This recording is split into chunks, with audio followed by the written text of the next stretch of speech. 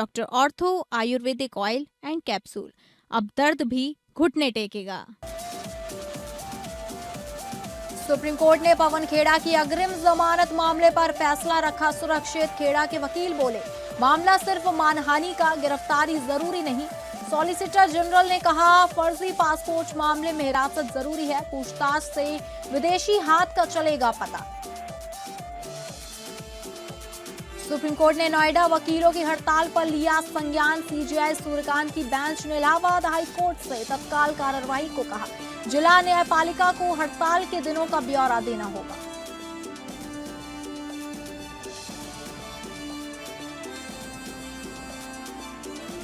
मतगणना पर्यवेक्षक ड्यूटी से राज्य कर्मचारियों को बाहर करने के खिलाफ टीएमसी की याचिका पर कोलकाता हाई कोर्ट ने रखा फैसला सुरक्षित।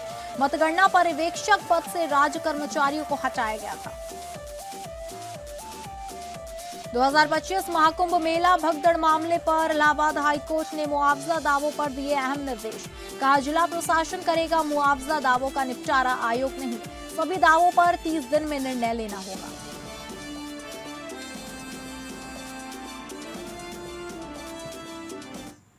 नमस्कार, मैं हूं आपके साथ शालिनी राणा। लोकप्रिय कानूनी प्रोग्राम लीगल हेल्पलाइन में आपका स्वागत है।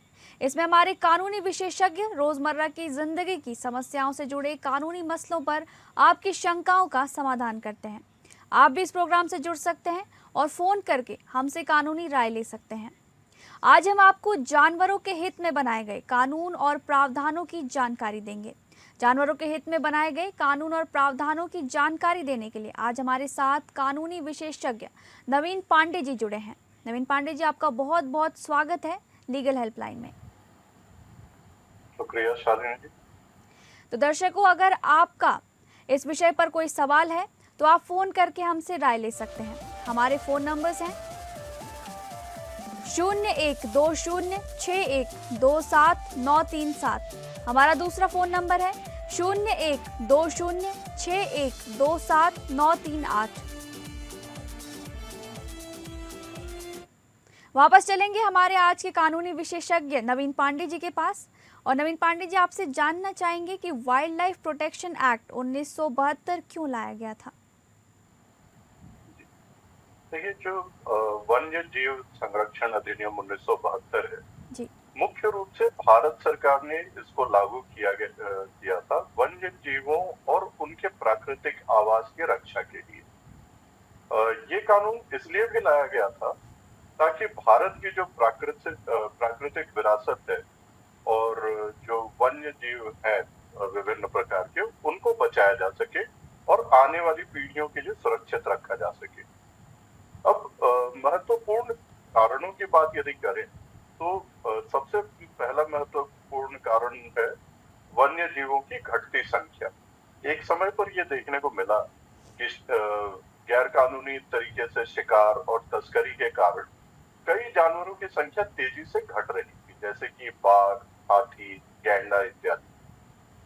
यहाँ तक कि कुछ प्रजातियां तो विलुप्त होने के कगार पर भी आ चुकी थी। तो इसलिए भी ये अधिनियम ले आना आवश्यक था।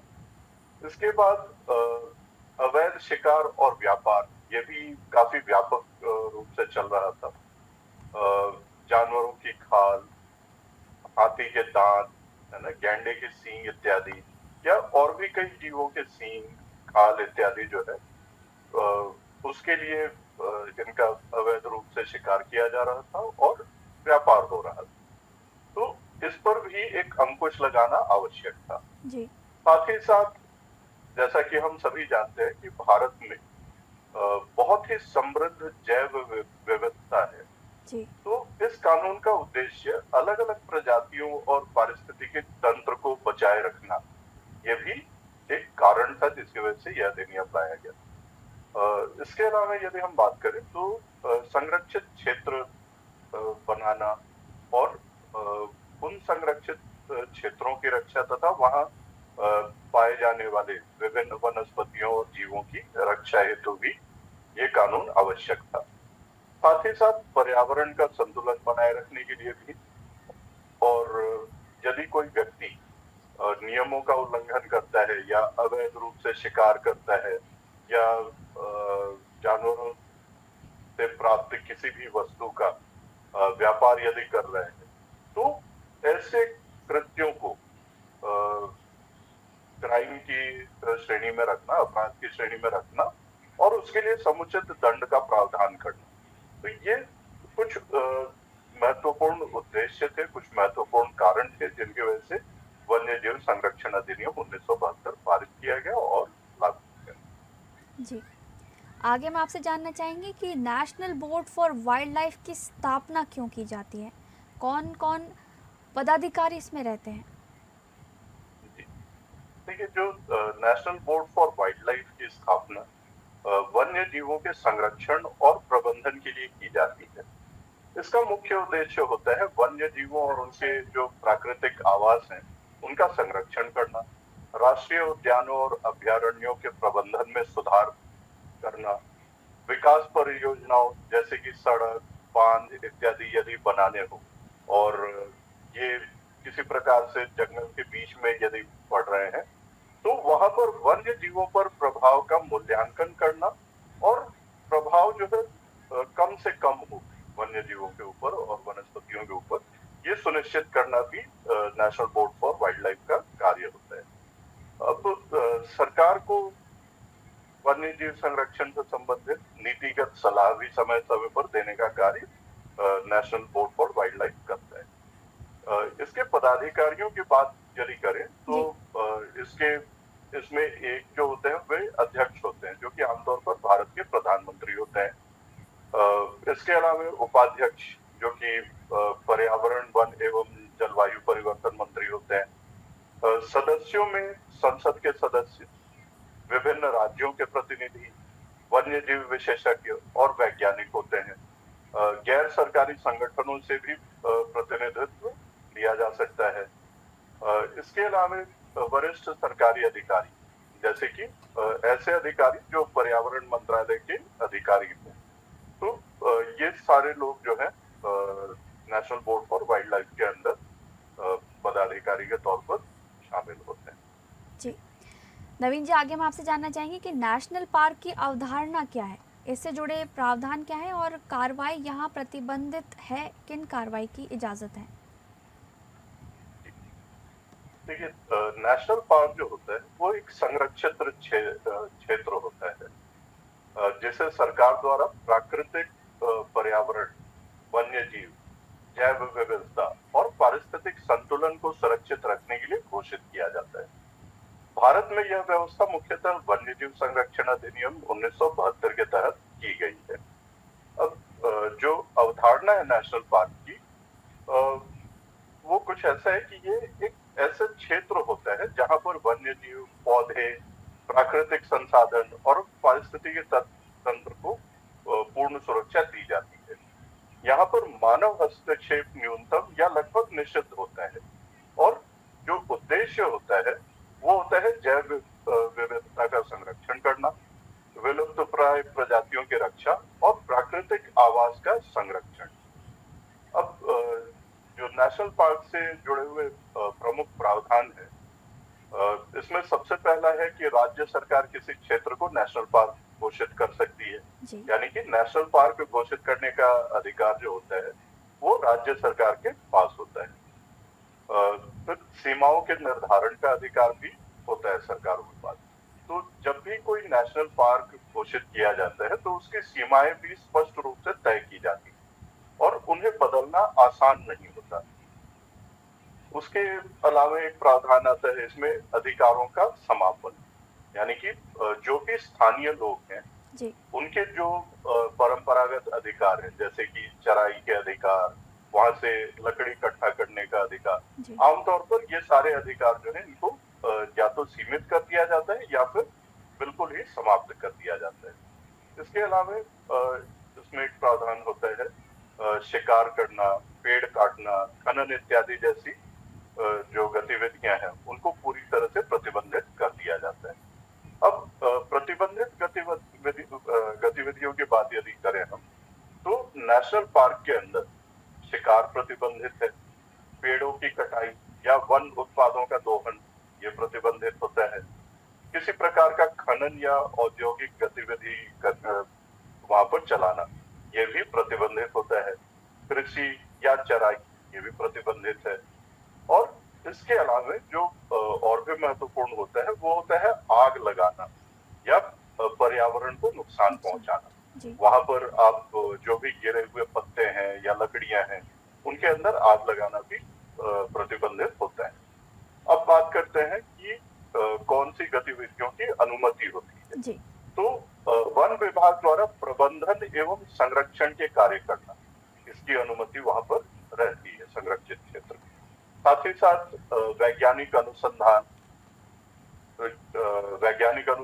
करने की भी गतिविधि को अनुमति दी जा सकती है, लेकिन इसके लिए पूर्वानुमति आवश्यक है। इसके अलावा पर्यटन यानी कि इको टूरिज्म ये भी नियमों के पालन के तहत और नियमों के पालन की शर्तों के तहत जो है वहां पर अनुमति दी जा सकती है। और साथ ही साथ शिक्षा और जागरूकता जैसे कार्यक्रम चलाने की भी अनुमति होती है ताकि वनों का संरक्षण किया जा सके और वन्य जीवों का संरक्षण किया जा सके। जी आगे मैं आपसे दो चीज़ें जानना चाहेंगे कि कंजर्वेशन रिजर्व्स और कम्युनिटी रिजर्व्स क्या है। देखिए, कंजर्वेशन रिजर्व्स और कम्युनिटी रिजर्व्स दोनों ही भारत में संरक्षित क्षेत्रों को दी गई मतलब जो संरक्षित क्षेत्र हैं जी उनको वहां पर बनाई हुई दो महत्वपूर्ण श्रेणियां हैं जिनको वन्य जीव संरक्षण अधिनियम के तहत जोड़ा गया था, विशेष करके 2002 के संशोधन के बाद में। इनका उद्देश्य होता है वन जीवन का संरक्षण और साथ ही साथ स्थानीय समुदायों की भागीदारी को बढ़ाना। अब कंजर्वेशन रिजर्व्स की बात करें तो ये ऐसे क्षेत्र होते हैं जो सरकार के स्वामित्व वाली भूमि पर बनाए जाते हैं और इनका उद्देश्य राष्ट्रीय उद्यानों और अभयारण्यों के बीच एक जुड़ाव बनाने का होता है। इसकी मुख्य विशेषताएं होती है कि ये सरकारी भूमि पर ही घोषित किए जाते हैं, जैव विविधता को जोड़ने और सुरक्षित रखने में मदद करते हैं और स्थानीय लोगों की सीमित भागीदारी होती है यहाँ पर, और प्रबंधन सरकार और स्थानीय समुदाय मिलकर करते हैं। वही यदि हम कम्युनिटी रिजर्व्स की बात करें तो कम्युनिटी रिजर्व्स ऐसे क्षेत्र होते हैं जो निजी या सामुदायिक भूमि पर बनाए जाते हैं जहां पर स्थानीय समुदाय स्वयं संरक्षण का जिम्मेदारी लेते हैं। इसकी जो मुख्य विशेषताएं हैं वो है कि ये निजी या समुदाय की भूमि पर घोषित किए जाते हैं और पूरी तरह से स्थानीय लोगों की पहल और भागीदारी यहाँ पर होती है। पारंपरिक ज्ञान और संरक्षण को बढ़ावा दिया जाता है। सरकार यहाँ पर सहयोग देती है, लेकिन नियंत्रण जो होता है वो समुदाय के पास में रहता है। तो मूल रूप से जो फर्क है, कंजर्वेशन रिजर्व में संरक्षण सरकार के पास होता है जी और संरक्षण और प्रबंधन, और कम्युनिटी रिजर्व्स में संरक्षण और प्रबंधन की जिम्मेदारी जो होती है वो समुदाय के पास में। जी तो ये बेसिक डिफरेंस है। जी आज हम बात कर रहे हैं जानवरों के हितों में जुड़े अधिनियमों के बारे में। इस पर अधिक जानकारी दे रहे हैं हमारे आज के कानूनी विशेषज्ञ नवीन पांडे जी। नवीन पांडे जी, आगे हम आपसे जानना चाहेंगे कि टाइगर रिजर्व्स की खास जरूरत क्यों पड़ी। देखिए, टाइगर रिजर्व्स की जरूरत इसलिए पड़ी क्योंकि भारत में एक समय पर बाघों की संख्या बहुत तेजी से घटने लगी। ये संख्या घटने के पीछे जो है कई गंभीर कारण थे। सबसे पहला तो था शिकार और अवैध व्यापार। बाघों की खाल, हड्डियां और अन्य अंगों की अंतर्राष्ट्रीय बाजार में मांग होने के कारण उनका बड़े पैमाने पर शिकार किया गया, जिसकी वजह से बाघों की संख्या बहुत तेजी से कम होने लगी। साथ ही साथ जो बाघों का प्राकृतिक आवास है उसका नष्ट हो जाना, जंगलों की कटाई, खेती का विस्तार, सड़क निर्माण, उद्योगों की स्थापना, इन सब की वजह से जो है इनके प्राकृतिक आवास जो है बहुत सारे जंगलों के काटने की वजह से वे नष्ट हो गए। तो जब प्राकृतिक आवास नष्ट होने लगे तो इसके वजह से भी कई बाघ या तो स्वयं मर गए या फिर आवास के लिए जगह न होने की वजह से वे बड़ी आसानी से शिकार होने लगे। इसी प्रकार से जब जंगलों को काटा गया तो मानव और बाघ के बीच में संघर्ष भी काफी हुए, क्योंकि जी। बाघों के पास रहने के लिए जगह नहीं था।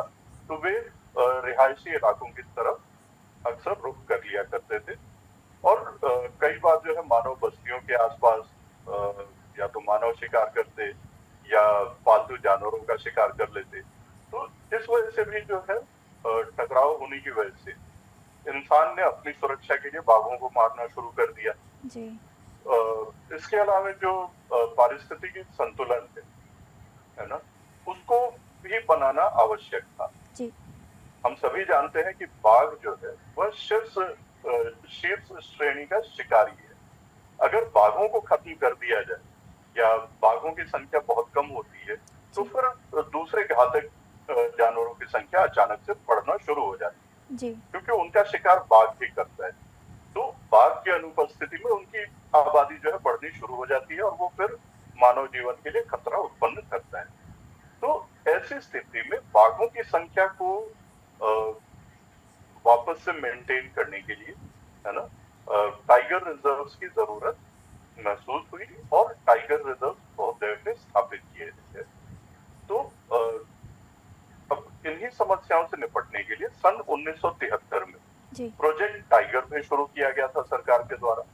इसके तहत पूरे देश भर में टाइगर रिजर्व्स अलग अलग स्थानों पर बनाए गए, जिनका मुख्य उद्देश्य था कि बाघों और उनके आवास की सुरक्षा करना, बाघों के अवैध शिकार पर रोक लगाना, जंगलों का संरक्षण करना और जैव विविधता को बचाए रखना। तो टाइगर रिजर्व जो है सिर्फ बाघों को बचाने के लिए नहीं बनाए गए, बल्कि पूरे जंगल और पर्यावरण को सुरक्षित रखने के लिए भी बनाए गए हैं। बाघों की रक्षा का मतलब है कि पूरे इकोसिस्टम की रक्षा की जा रही है। जी। तो ये वजह है। जी। आगे हम आपसे जानना चाहेंगे कि नेशनल टाइगर कंजर्वेशन अथॉरिटी, इसके बारे में हमें कुछ जानकारी दें और ये कब बनाया जाता है, इसके सदस्य कौन कौन होते हैं और फंड ग्रांट कैसे मिलता है इन्हें? देखिए, जो नेशनल टाइगर कंजर्वेशन अथॉरिटी, ये भारत में बाघ संरक्षण के लिए एक शीर्ष वैधानिक निकाय है। इस निकाय को भी जो है वन्य जीव संरक्षण अधिनियम 2006 के तहत स्थापित किया गया था और वन्य जीव संरक्षण अधिनियम 1972। जी। लेकिन स्थापना जो हुई वो वन्य जीव संरक्षण अधिनियम जो 2006 का संशोधन किया गया था, उसके तहत प्रावधान बनाए गए थे नेशनल टाइगर कंजर्वेशन अथॉरिटी की स्थापना के।